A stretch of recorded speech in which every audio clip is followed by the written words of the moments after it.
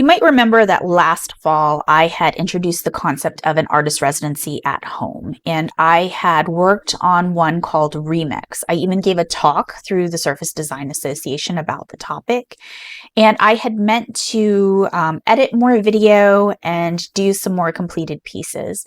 Unfortunately, around the time that I filmed this video, we had a death in the family, and that took me away from the art studio for a while. So I never got around to recapping how the residency went for me or what I had learned from it.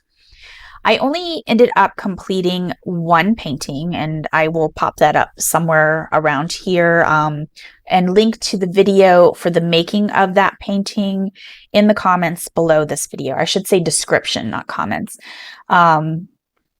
But I still did learn a lot, and I have learned things that I'm going to be able to carry forward into my practice. So the goal for Remix was to take works that I already had, to take them apart, dissect them, rework them, or plagiarize myself in an attempt to create new works from existing pieces that I already had. Now, the plagiarize myself one, I don't know if I quite did that, at least in this context. I think I have done it before, where I mentioned repainting an artwork multiple times in different medium. But in this particular context, I don't think I quite captured it. It's more of a reworking of things.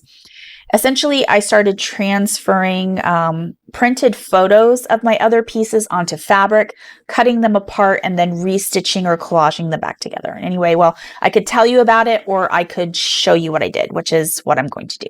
So hang on just a moment, and we'll switch over to the video that I captured last fall.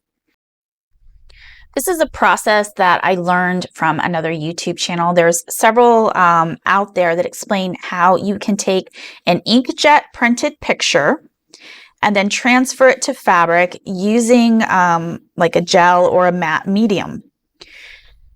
Now, to be successful with this, I learned that you need to do it when it is freshly printed. I did a demonstration of this for SDA, and the print had dried for over an hour, and the transfer did not complete. So just a quick tip, in order to make this work, you print it and then you immediately go to transfer it.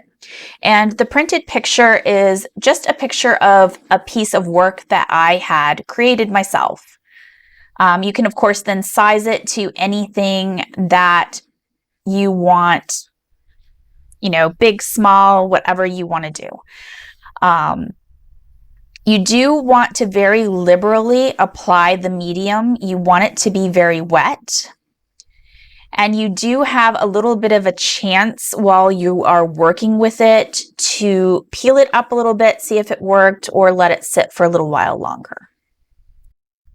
So this part of the video I am reflecting on from the present. It is now April of 2025.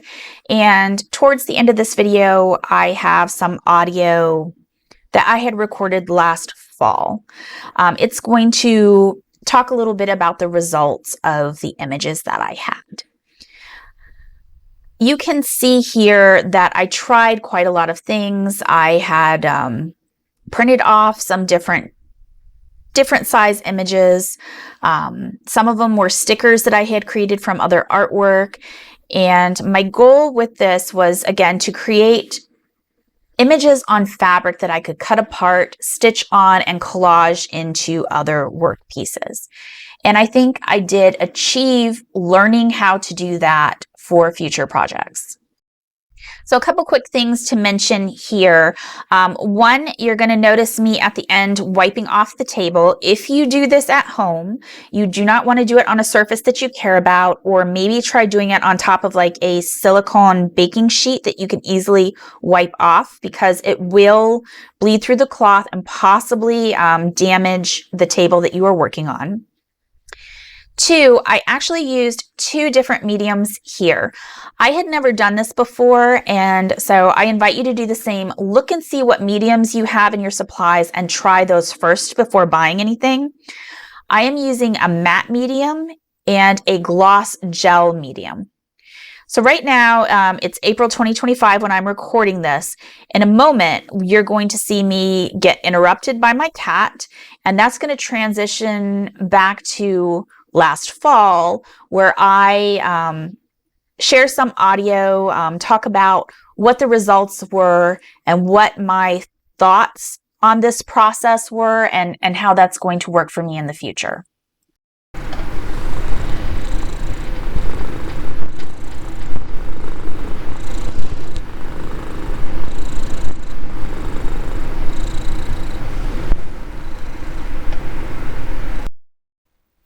So everything has dried, and I wanted to share the results with you.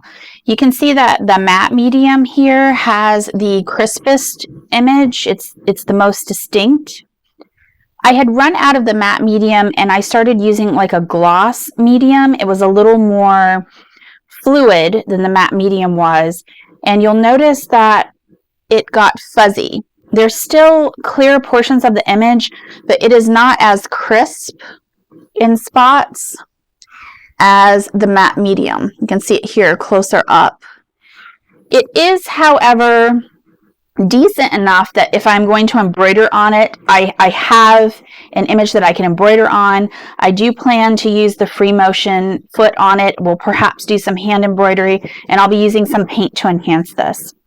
My goal is to cut these apart and reassemble them with the original piece bird design here. So this image is from my piece, I Have Hope That Peace Will Fly Again, and these are images from my sketchbooks. And I'm going to be cutting apart and collaging. I wasn't happy with the size of the wing on the bird originally, so I want to expand that and make the piece a little more dynamic and interesting, kind of iterate on it and improve upon the original design. So here I have a piece that I was working on last fall. I had intended again to rework this into a larger artwork, and I had not finished the other video.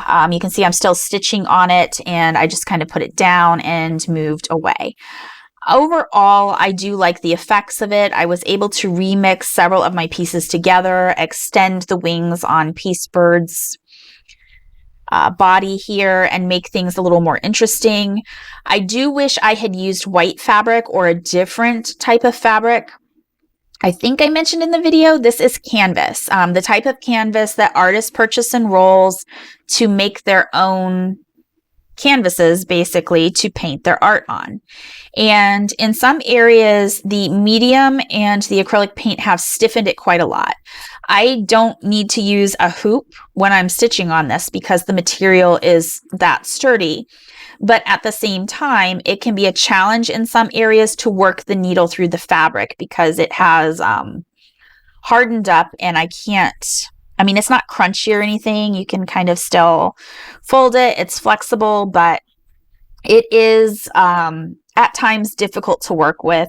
And I feel that using a different color background may have made this a little more interesting, a little brighter. Of course, it may look a little bit different, and I may feel differently when I've finished stitching on it. Like I said, I've got a little ways to go. But overall, I am happy with what I learned, and I hope later on this year to visit the concept of remix again more specifically and finish off some of the goals that I had in that artist residency that I did not quite get to. If I actually had intended to leave a link to the original tutorial that I saw, and if you are wanting to see tutorials for transferring like this, you're going to want to do a YouTube search or a web search for images that are transferred using inkjet printer transfers, because it's not just fabric. A lot of the tutorials I looked at, they were using wood, glass, and other materials. So this could definitely be a technique that you could use to remix your own artwork very easily into new, interesting pieces of artwork. And you don't necessarily have to use stitching on it like I did. You can use paint or transfer it onto papers or collage things. You can do a lot with it. Anyway, that's all for today. Thank you for watching. Please like and subscribe, and I will see you in the next video.